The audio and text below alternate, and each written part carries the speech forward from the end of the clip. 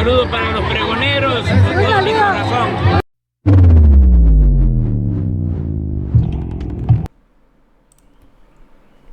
Pregoneros, bienvenidos a una nueva transmisión más. Es un placer estar nuevamente con ustedes. Como ya es costumbre, un servidor y amigo Irving Rodríguez, transmitiéndoles desde su canal. Antes de irnos leyendo la información, si es de su agrado, ayúdanos con ese like, compártela para que pueda llegar a más gente y se entere de esta situación, señores, que como ya es costumbre por parte de Ciro Gómez Leiva, quien le da cabida a este tipo de personajes y sobre todo, en reiteradas ocasiones siempre ha dicho que está a favor de Rosario Robles, así tal cual. Ahora, desde la cárcel, como él lo menciona, la entrevista con Rosario Robles desde la cárcel de Santa Marta, Acatitla.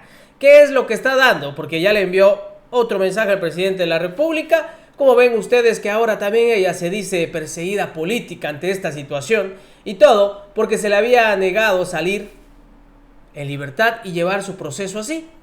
Pero en una entrevista anterior que les mostré, la diputada de Morena, María Ángeles, si no me equivoco, había dado a conocer una situación muy importante.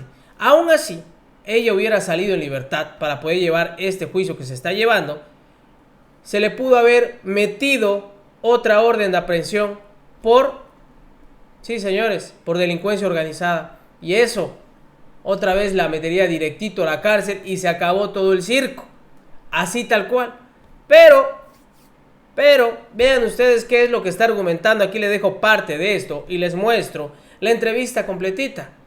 Parte de ella también, porque sí está un poco extensa. Escuchen ustedes qué es lo que argumentó, porque así lo dio a conocer como exclusiva el señor Ciro Gómez Leiva. Última hora, Rosario Robles habla desde la cárcel, acusa persecución política del presidente y asegura que no está derrotada. La entrevista completa con Rosario Robles mañana en su programa, pero así lo adelantaba. Escuchen. ¿Quién se está vengando? ¿Es una venganza? Dices una venganza ¿de qué? ¿De qué se estaría vengando y quién? ¿Quién se está vengando? El fiscal Gertz, el presidente López Obrador, ¿quién se está vengando? Bueno, el presidente dice, y yo le tomo la palabra que de su parte no es. Entonces, ¿de parte de quién es? Porque de que hay una venganza, porque aquí no hay una aplicación de la ley. ¿Quién se está vengando? Yo tengo derecho de estar en mi libertad. Si no es conmigo el pleito y si no es del jefe del Estado mexicano, ¿de quién es? Ciro, pero ellos lo que quieren es verme derrotada, vencida, hincada. Ellos quisieran que yo firmara cualquier cosa para involucrar a otros. Y mira, eso no lo voy a hacer, para eso me llamo Rosario Robles. Y con todo y todo, sigo teniendo mi dignidad, Ciro, que es lo único que me queda. Mi congruencia, mi dignidad, mi vocación y mi lucha de tantos años, de muchos años, de décadas, por las libertades. No voy a traicionarme ahora a estas alturas de mi vida, Ciro. ¿Cómo lo ven, señores? Argumentando que lo único que le queda es la dignidad y eso no lo va a perder. Bueno, pues así había salido. Les presento todo, parte de ello, a dar estas declaraciones el día de hoy, hace un par de horas. Escuchen ustedes. Rosario, antes que nada, ¿cómo estás? Pues con sentimientos encontrados, Ciro. Por un lado, tenía mucha expectativa que este 20 de octubre por fin se hiciera justicia, que pudiera realizarse mi proceso en libertad como lo he pedido y exigido desde el día número 1 y como lo amerita el delito por el cual estoy acusada. Y pues evidentemente el hecho de que no haya sido así me genera desesperanza, me genera tristeza, me genera una gran impotencia, pero al mismo tiempo unas enormes ganas de luchar, Ciro.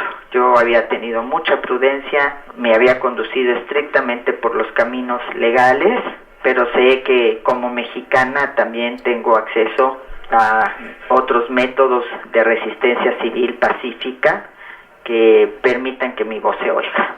Mi voz y la de muchas, Ciro, muchas que están aquí, que sufren injusticias enormes. Quiero comentarte que el año de la pandemia fue un año en cero para todas nosotras, cuando la justicia desde luego es una actividad elemental y porque esta es una venganza, como decíamos tú y yo en nuestros tiempos de jóvenes, salario mínimo al presidente, pues igual me encantaría que los jueces, que los ministerios públicos se pusieran aquí un segundo para que vean, sientan lo que es estar en la cárcel. Rosario, y como parte de lo que nos estás diciendo, quizá tomar otros caminos, resistencia civil pacífica, no habías querido hablar desde agosto de hace 2 años, agosto del 2019. Nosotros habíamos solicitado en varias ocasiones la posibilidad de hablar contigo, de escuchar tu voz.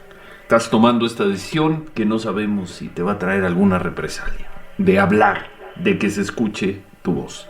La tomo con mucha conciencia y a sabiendas de que seguramente como me han tratado, algún tipo de repercusión puede haber, ojalá no sea el caso.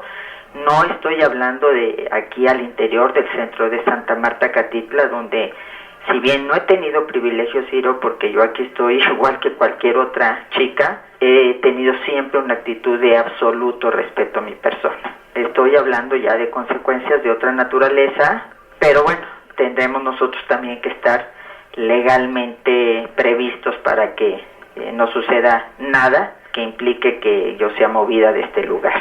Quiero decirte que tomé la decisión de hablar porque he recurrido a todos los caminos posibles.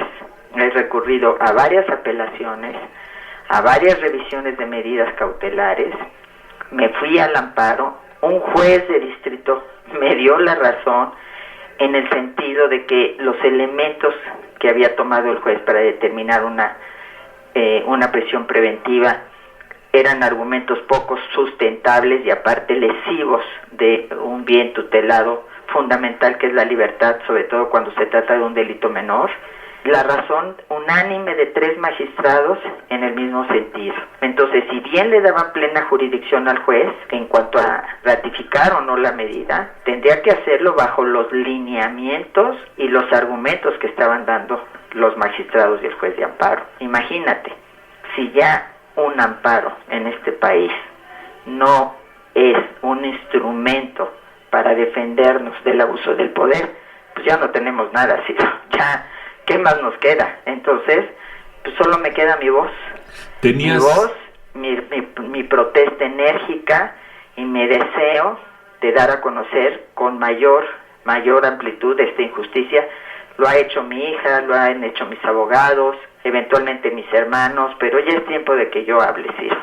¿Tenías o tienes la orden de un juez de no hablar en público, de no hablar con los medios de comunicación? No, en algún momento el Ministerio Público tuvo el atrevimiento de decir que cómo era posible que en qué país se veía que los abogados anduvieran hablando y que yo estuviera mandando cartas.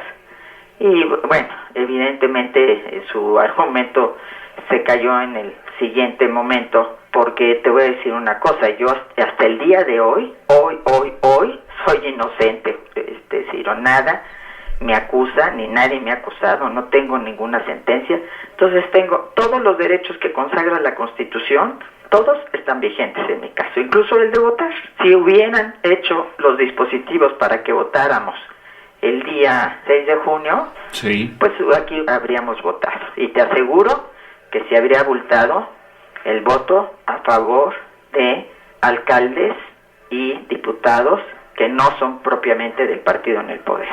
¿Lo sientes? Lo oigo todos los días, lo escucho. Aquí la gente está porque es pobre, Ciro. La gente está pagando por otros, se criminaliza a las mujeres, se nos sigue invisibilizando. Explícame, dime por qué, si se habló de una triangulación de recursos de 8 universidades, de 8 dependencias públicas y 10 universidades, soy la única que está en la cárcel. Porque representas un gran riesgo de fuga, dijo el juez el miércoles. Imagínate, como si no me conociera la gente. Además, lo más ridículo de todo esto que señaló el juez, que no se fue a la audiencia del 30 de abril, que fue el mandato que le dio el tribunal colegiado, sino al primer día. Yo estaba sentada ahí como si fuera el primer día de mi audiencia, Ciro. Y ahí él señaló una cosa que había quedado rebasada, que hubo una contradicción entre mi abogado y yo, que yo decía que había ido de viaje de vacaciones antes de presentarme y mi abogado había dicho que fue de estudio. Y la magistrada Porras, que Arias, tú y tu familia, para que estés en la calle, y tienes que presentarte. Me inventaron, me dijeron, me enlodaron, no me han encontrado un peso, Ciro, ni a mí, ni a mi familia, porque hemos vivido toda la vida de nuestro trabajo, y sin embargo, a pesar de mi presentación voluntaria, de mi decisión, porque lo dije siempre, yo soy la más interesada en que se conozca la verdad, soy la más interesada, y a 2 años y medio no tienen un solo caso en firme que acredite que hubo una triangulación de recursos como modus operandi de instituciones públicas y de las universidades hacia empresas fantasmas. ¿Cómo estás resistiendo económicamente, Rosario? ¿Cómo te estás financiando? Mira, ¿Cómo estás difícil. Sacando gastos? Vivir en la cárcel es carísimo, Ciro. Te pueden decir, es que cada presa o preso nos cuesta tanto. No, esto es un negocio. Vivir aquí es muy caro. Todo cuesta. Todo cuesta y te cuesta más. Te cuesta más porque el hecho de que tenga que ingresar, que evidentemente encarece, y el que esté vendiéndose aquí de alguna manera, por decirlo así, monopólica, pues también encarece. A mí me han apoyado mucho y bueno, si yo no tuviera una familia, Ciro, no sabría qué hacer. Me han apoyado muchísimo mis hermanos. Mariana ha tenido que vender su departamento. El poco patrimonio, el que yo tenía, que me había hecho a lo largo de tantos años de servicio, todo eso se ha esfumado. Los amigos, es como Rosario, una enfermedad. Hay amigos que me han apoyado. ¿Los amigos de la política? No, algunos no. Y además me enardece, ahí sí te lo quiero decir, el silencio ominoso de algunos. Desde luego que agradezco las muestras de solidaridad que estos días he tenido de muchísimos, de gente que yo ni siquiera me imaginaba. No me puedo siquiera imaginar que sea más valiente la bancada del PAN en el Senado que compañeros míos que fueron del gabinete. Silencio ominoso de algunos compañeros. De los dirigentes del PRI, lo digo abiertamente. De los actuales, desde luego. Ominoso porque saben que esto es una farsa, porque aún si consideran que eso sucedió, ¿por qué no están otros 9 aquí acompañándome? No a mí porque soy la única mujer. ¿Por qué no? Porque soy la única. Porque no es cierto que hubo esa triangulación de recursos. Y como lo dije siempre, si hubo convenios en lo particular que se hubieran hecho indebidamente y de mala manera, pues que se castigue a esas personas. El argumento para congelar mis cuentas, Ciro, es algo inaudito.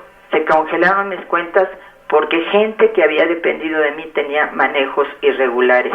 Pues que los castiguen a ellos. Ellos están, por cierto, todos tranquilamente en sus casas. ¿Siguen congeladas esas cuentas? Siguen congeladas. ¿Y es mucho dinero, Rosario? No, pues yo tenía 20,000 pesos. Se criminaliza el que haya viajado, Ciro. Se criminaliza, y como se lo dijeron los jueces de amparo y como se lo dijo la magistrada Porras, eso no se puede criminalizar. Imagínate que se criminalizara el que se tenga dinero, que no lo tengo, pues entonces el señor Ancira no estaría tranquilamente en Estados Unidos fumándose su puro. Entonces hay criterios para unos y criterios para otros. Hay argumentos para unos y argumentos para otros. Todo el mundo sigue sus procesos en libertad, menos yo. ¿Por qué? Pues porque soy Rosario Robles. A ver, ahora vamos a lo que fue la audiencia y tu interpretación entonces de que podrías convertirte en un testigo colaborador. Esas mentiras. Si yo tuviera pruebas, si yo tuviera elementos, de acuerdo, pero no los tengo. Y aquí los testimonios que ellos tienen, por cierto, el de mi exoficial mayor, no tiene una sola prueba. ¿Emilio Cebadúa? Exactamente, no, y no solo eso, él era el que presidía el comité de adquisiciones, él estaba en la causa conmigo en esta. ¿Tú te puedes explicar esa gran diferencia en el trato? Ese es el gran problema, es que aquí se han cometido muchísimas irregularidades, muchas irregularidades que el amparo protegió no para que el juez dijera, entonces tienes que salir de la cárcel, no. Protegió para que el juez retomara todos los argumentos que el amparo le estaba dando para ver si era posible y factible una medida diferente a la medida de prisión preventiva, que además todos los organismos internacionales señalan que el uso en México es totalmente abusivo. Este sistema, Ciro, no sirve. Lo he vivido aquí adentro y no solo lo digo por mí, no funciona. Aquí la gente viene a malaprender, aquí la gente no tiene con qué vivir, aquí la gente tiene que dejar a sus hijos afuera, en la calle, y entonces tú dime dónde van a estar esos niños mañana. Por delitos absolutamente menores. En la Ciudad de México, la ciudad gobernada, entre comillas, por una izquierda que golpea a las mujeres, entonces no es casual que aquí también se les golpee de otra manera, no físicamente. Aquí, por ejemplo, se les pone prácticamente el tema de pandillerismo, y con eso, aunque su delito sea súper menor, vienen a dar a la cárcel. Y es un juego de nunca acabar. Y yo te quiero decir que aquí me he dado a querer, Ciro, y no sabes la tristeza profunda que he vivido esta estancia aquí. He aprendido mucho, he leído mucho para encontrarme conmigo misma, reflexionar muchas cosas de dónde está lo verdaderamente importante y cuál es lo verdadero arcano de quién es. ¿Por qué por 2,000 pesos que nunca fueron de mi patrimonio soy inhabilitada durante 10 años? ¿Por qué? Esa no es una instancia del diputado, pues no fue el presidente, pero era un equipo que fueron mis compañeros. Y entonces hay un factor, porque el factor es solo conmigo. A nadie más le han hecho el juicio político, a nadie más lo han inhabilitado por 10 años por 2,000 pesos. A nadie más le reiteran la prisión preventiva, que no se puede evadir el riesgo de fuga, que además, si me hubiera querido fugar, ¿para qué me presento, Ciro, el día de la audiencia? Evidentemente que no es la ley lo que aquí se está aplicando. Evidentemente que el objetivo no es que haya una justicia, y eso me remite también al Poder Judicial. El asunto legal probablemente dependa de quienes están afuera, de quienes han levantado la voz, de quienes han señalado que están dispuestos a sumarse a medidas y acciones que se tomen en defensa de la justicia en México. Lo que se juega aquí son principios básicos de nuestro sistema de justicia, que no pueden ser manejados al arbitrio de nadie, de ningún poder, ni de ninguna persona, por muy poderosa que se sienta. Y más antes, cuando todavía decían saquen su estampita. ¿Y quién va a pagar por esas omisiones? Si hablamos de omisión. ¿Y quién va a pagar por las omisiones de quienes murieron en la línea 12 de metro? Bueno, pues ya empezó a estar dando argumentos todo lo que ha sucedido, todo lo que ha utilizado la oposición para estar atacando. En fin, así es como salió Rosario Robles. Le comenta al señor Ciro Gómez Leiva si no iba a tener alguna represalia. Ella dice que tiene temor a que haya algo. Sin embargo, pues más patadas de ahogados por parte de Rosario Robles. Les vuelvo a comentar, ya se había dado a conocer por parte de la diputada de Morena, María de los Ángeles Huerta, que hay otro tema por el cual pues se le puede acusar a Rosario Robles, el cual todavía no lleva a un proceso, pero si salía en libertad se lo iban a poner como orden de aprehensión, que es organización delictuosa. Ante eso ya les había dicho, ahí sí no hay libertad condicional, se iba a ir otra vez directo a la cárcel. Así es, participación de la señora Rosario Robles, y lo cual pues obviamente ustedes están viendo es algo insostenible. Ahora acusado al presidente de persecución política. Caray.